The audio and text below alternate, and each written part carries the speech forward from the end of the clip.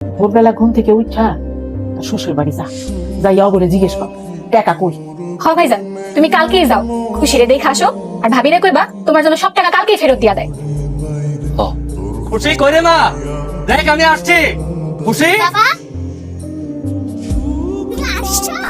কতদিন তোর বুকে নেই না, আয় মা বাবার বুকে। খুশি এক পা আগাবি না। মা দেখো বাবা আসছে, আমি বাবার কাছে যাই।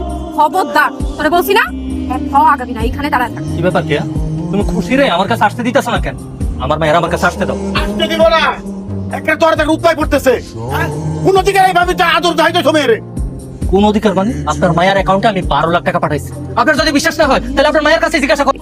তুমি আমার কোনো টাকাই পাঠাও নাই, তুমি তোমার মা বোনের টাকা পাঠাইছো। ইয়া নিজের মায়ের শরীর স্পর্শ কইরা এত বড় একটা মিথ্যা কথা কইতে তোমার কলিজা কাঁপলো না? আমি যা কইতাছি সত্যি কইতাছি। এত সত্য মিথ্যা বুঝার কোনো ইচ্ছা আমার নাই।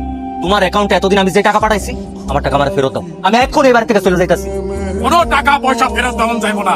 তোরে ভালোই ভালোই কইতাছি, এইখান থেকে চলে যা, না না হলে কিন্তু একটা মাইরও মাটিতে পড়বো না। আর আপনারা বাপ পোলা মাইয়া তিনজনে মিলে কি বাটপারি ব্যবসা শুরু করছেন নাকি? বাটপার এই আমাকে বাটপার কইলো কি? এত বড় সাহস তোর, তুই আমাকে বাটপার কইছস? ওই কেনা তুই তোর মাইয়া হইয়া কথা, এই শালার আমি দেখতাছি। আমার খুশির কোথাও নিবা না। আমার আমার বাবার কাছে যাইতে দাও। ও মা, মা মনে না, তারা তোমরা কিছু বলো না, তারা মারো না। খুশির নিবা না? আচ্ছা কইতাছি।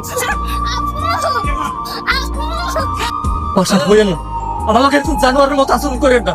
কি? আমরা জানোয়ার? এই জানোয়ার চুল কাটা দুইটাকে